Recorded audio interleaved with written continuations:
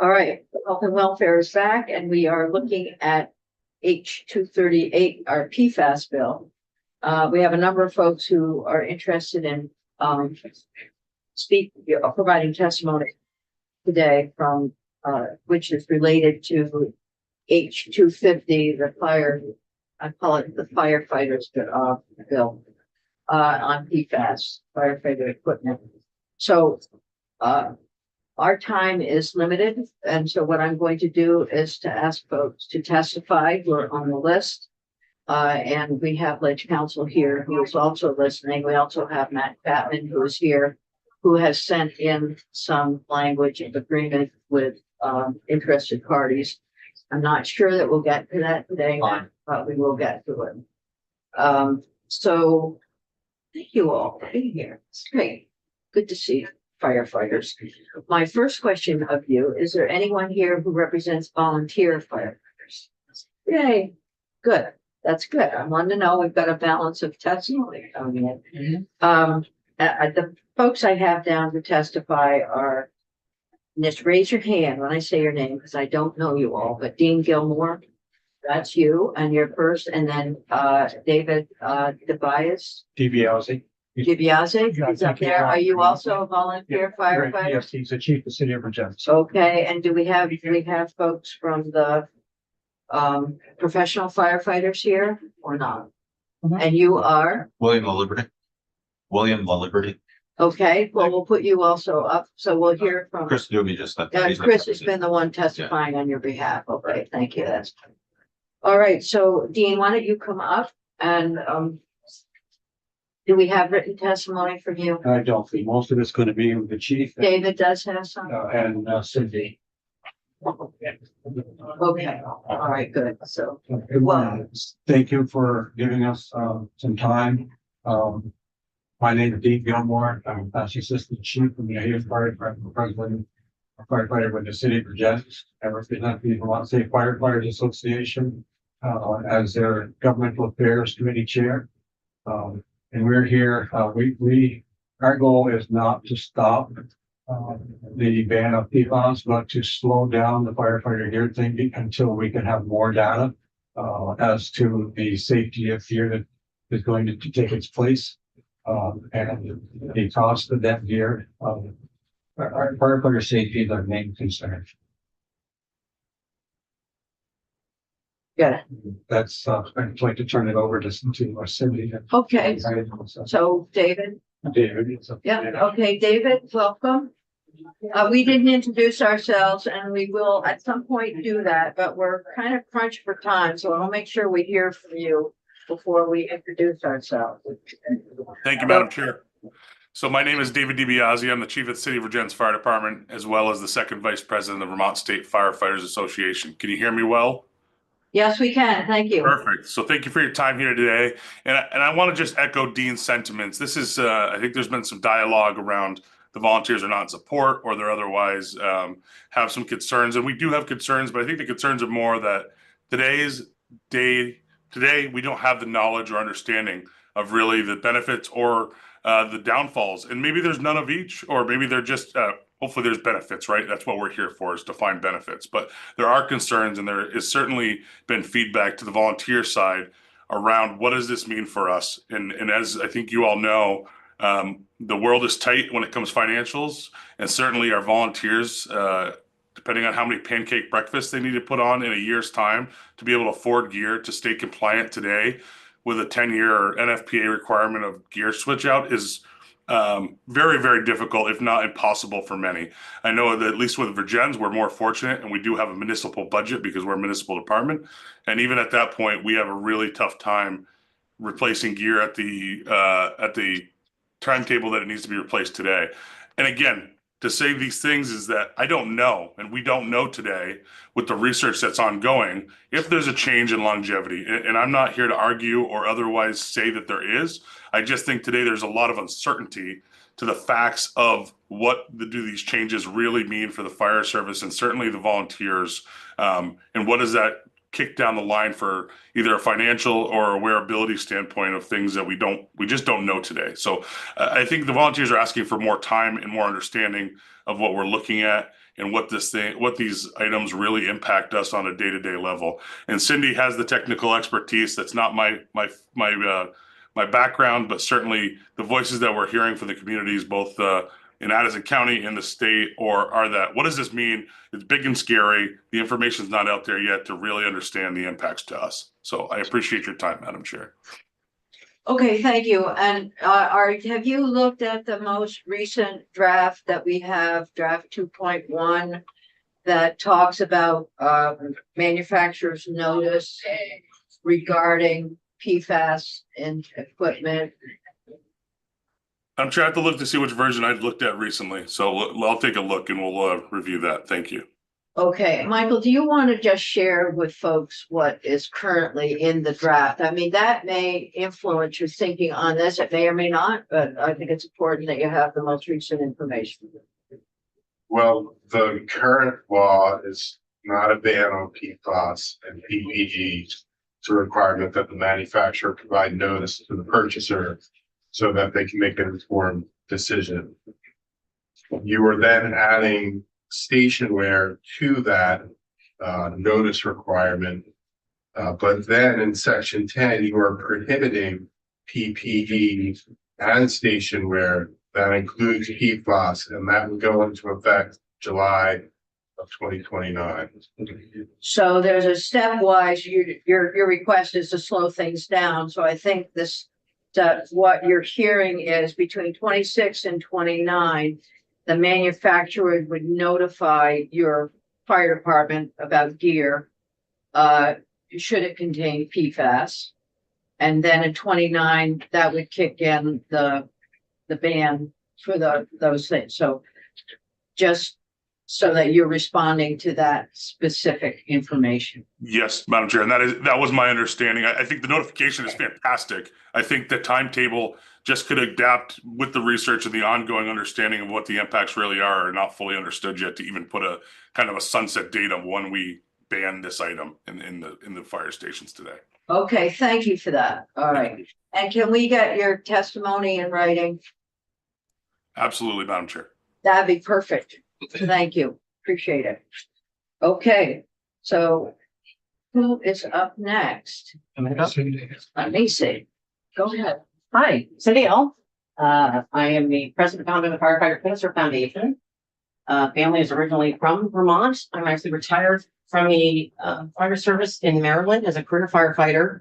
I have served as both a state and national lobbyist for firefighting health and safety issues. 40 years fire service, 36 years is when the original global research was into firefighter cancer. I now reside in Castleton. I'm a member of the Castleton Volunteer Fire Department. I'm also a contract employee for your state fire academy, helping to serve for health and safety and creating our new programming and health and safety moves, again, to benefit our service and hopefully create longevity of health and safety and service for our folks, to our communities here across the state. Have watched very intently for 15 years the transitions of PFAS in our world, whether it's been through firefighting foams, what's been through general products and consumer goods that we're exposed to on a daily basis, whether it's in our firefighter gear. Members of my team and my nonprofit is actually on the multi-million-dollar study with NC State, Underwriters Laboratory, FSRI. We're the only nonprofit on that study currently in stage 2.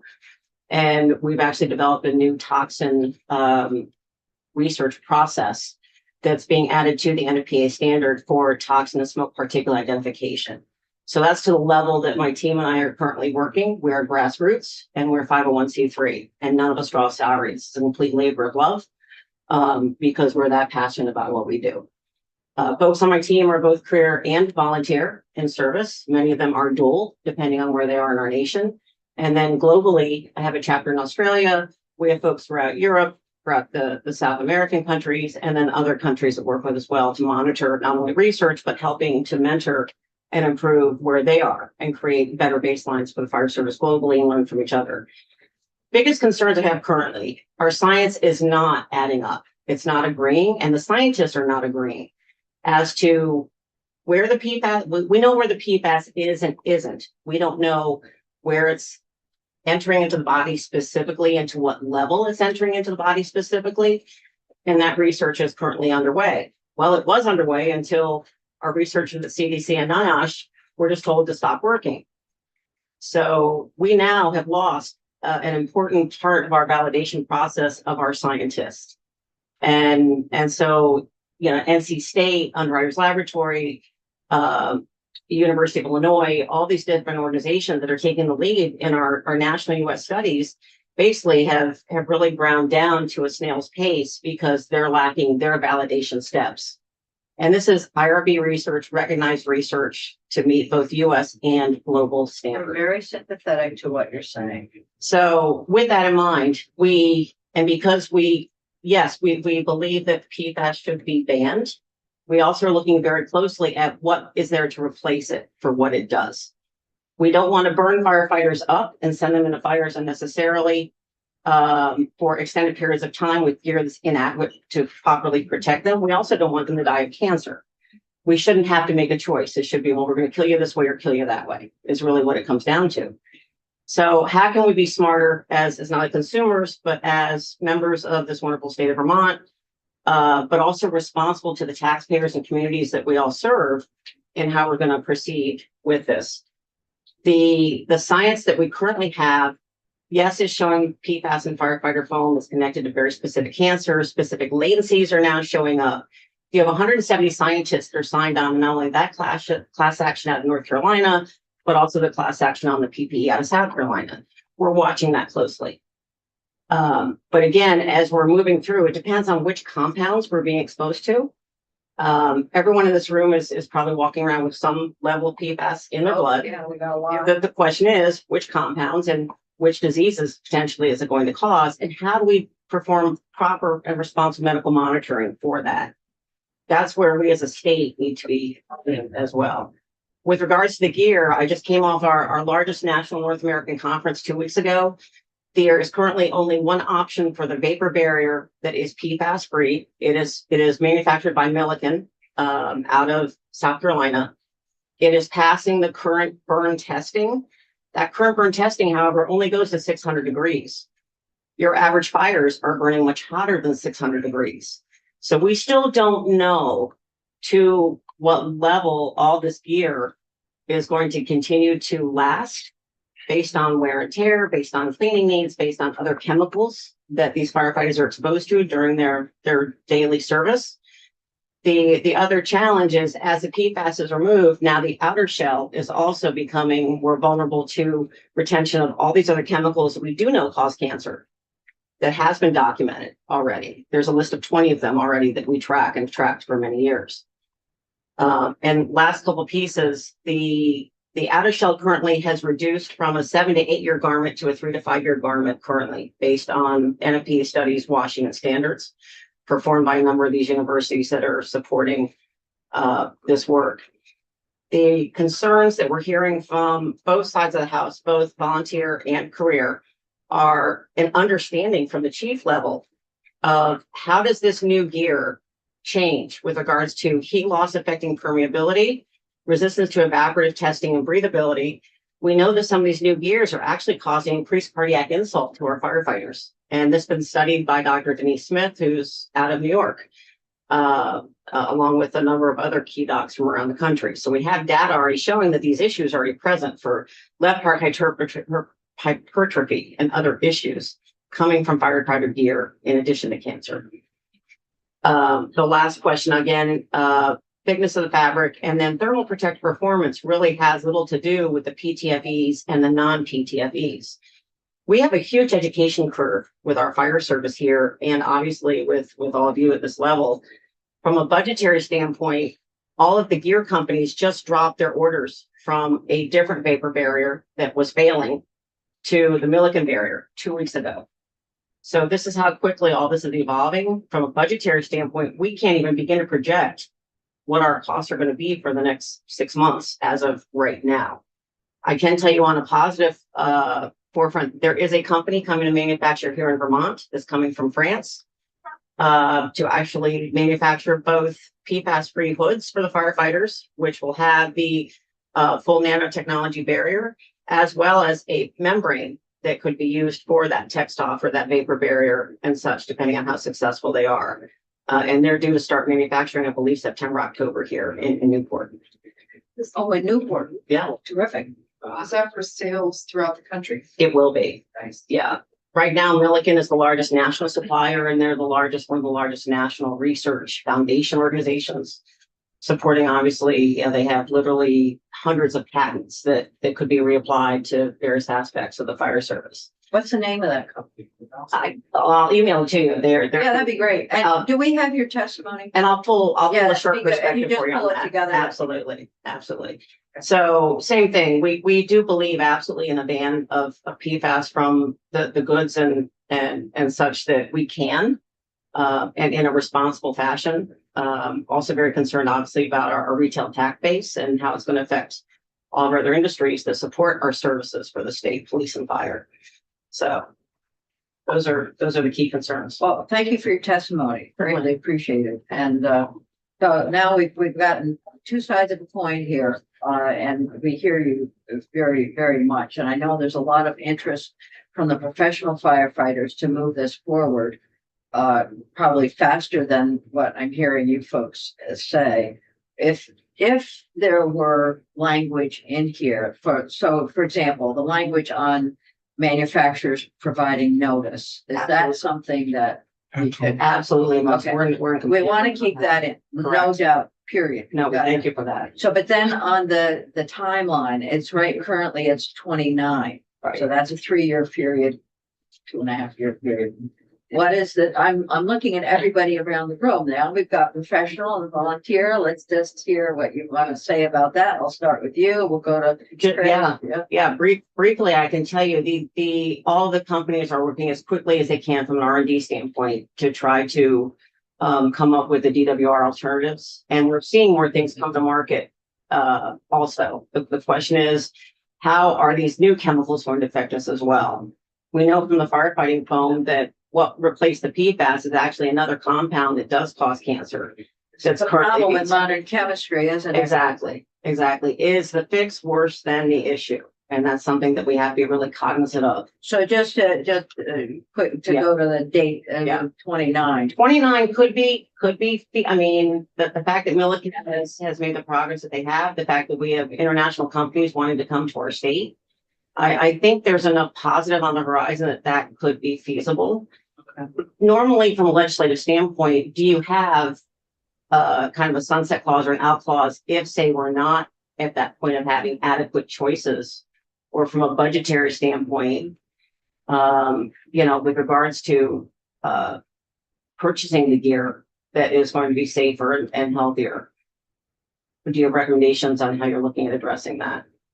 Okay, thank you for that. Thank you. And then Chris, did you want to comment? Yeah, so I can make a couple, you want me to do it from here? Yeah, I'm sure. gonna see. So Chris Newby, professional firefighters in Vermont. I don't agree with some of the stuff. So I gave you a written thing, Yes, you did. okay? So the 2028, I don't think is unrealistic. Mass is doing this January 1st of 27. We'd be 18 months after them. I put in there that I think it could be an unintended consequence of extending this out more than the 2028. One being that there's manufacturers in this region that make fire gear that they could be sitting on boatloads of this material, and they could do, quote, no pun intended, a fire sale to offload this to departments that aren't currently mandating the removal of PFAS. I think that we can go back and forth on science. I know, statistics, lies use statistics. Every research out there, PFAS, all comes to the same conclusion. It is nasty stuff. It is killing us. There's 10,000 compounds out there. We can only test for 100. So you think about it, and you're right. Scientists are always finding, hey, we can add another chlorine molecule. Now it changes that. We can't test for it. So like I said, I'd advocate that you keep the time frame. We're still going to be later than Mass in Connecticut, anywhere from 6 months to 18 months. The industry is changing rapidly. NFPA 1970 is going into effect in September. It's going to make it easier for companies to have PFAS-free products out there.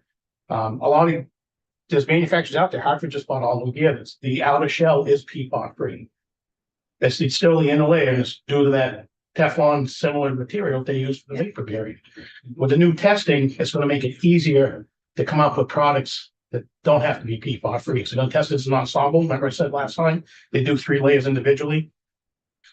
A flame test or a ultraviolet test on something that's never gonna see flame or ultraviolet light is what our concern with on the IFF is that let's test it as it's intended to be used. So I'd advocate to keep change. I don't want to see the unintended consequence of Globe Manufacturing saying, hey, we're gonna sell a bunch of gear 50% off. We got And now Vermont's flooded. So that's my biggest thing with that. Okay, thank you. That's good. So nothing like having 2 sides of a 5 sides.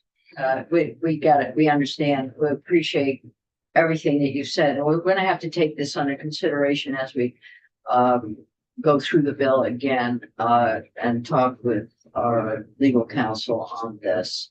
The Madam fire Chair. sale issue is, I didn't hear you, David. I was just hoping I could get a comment in there as well, if that's possible. No, really. go right ahead. Give your comment. Yeah, I would wonder if the committee would be amenable to a revisit of this in the next session, right? I feel like putting that language in there today or some Yeah. clause to Cindy's desire of we revisit if there's an out of session committee or the fire academy charged with gathering this information and coming back with a recommendation next session. would be something that we could at least You volunteer just side caught, you got ahead of me there. That's of. a. Sorry, Madam Chair. No, that's great. It's great. We'll consider that as in part of our discussion. We certainly don't want to put firefighters in jeopardy. One of the things that we've done in the past in here is to ensure that PFAS and other chemicals are not affecting firefighters. We know the cancer rate is high, and we don't want, especially lung cancer. So we will consider the comments that you've made and appreciate them very much. If you can provide them in writing, that's the best way for us to consider them. I know that my firefighters in my community are very interested in this. They've been helpful to me in the past. And I know some of the folks in Castleton and Virginia, so it's good to have you both here. I think this Sunday is International Firefighter Appreciation May Day, 4th. so thank you. You're welcome. For the firefighters. Thank you, Senator. Just one quick comment too on the price. So I Yeah. just recently spoke with Vancouver because they switched to it. Okay, The price was essentially the same. And I okay, know the fire chief in this state just got a price quote. And I think there was $150 price difference. Now, I don't know if that's due to the PFAS free or just the natural from what he got last year, just the natural, cost increase, but it was like $150 difference. okay. Well, Vancouver. Vancouver, yeah, I'm waiting to hear back because San Francisco went to it. I'm waiting to hear back what their cost was, but Vancouver might. So I talked to the union president there and she said the price was negligible. It was like almost the same. Thank you. So where were these made? Well, if they're gonna be made in Newport, Vermont, and who's inviting this company to come to Newport, Vermont? Maybe there's a benefit Vermonters can get from that. Great job. Who's negotiating with this French company? in I don't know. Newport? I have my team is currently doing background on the company. And we've reached out to our folks over in France to further do a And deep dive. reach out to the community the development folks. I wonder if Economic Oh, development absolutely. folks in the What state if of it's part of Vermont. the EV5 program that they started up in that area? Oh, it's part of that. No, I don't know that. I Do you wonder. know, Bill? I hope so. I've actually spoken with them, actually, I didn't think they were in Newport, but regardless, they're already here. But they need equipment from France they haven't. Don't started- care if it's in. Yeah, that is a That's what concern. I was thinking Yeah. about. Although- Where it was although- made. Right. At the time, the head of them say they're pretty confident that regardless of tariff, they'll get the equipment, but of course, the costs. We want that company to negotiate with our local firefighters for a reduced cost.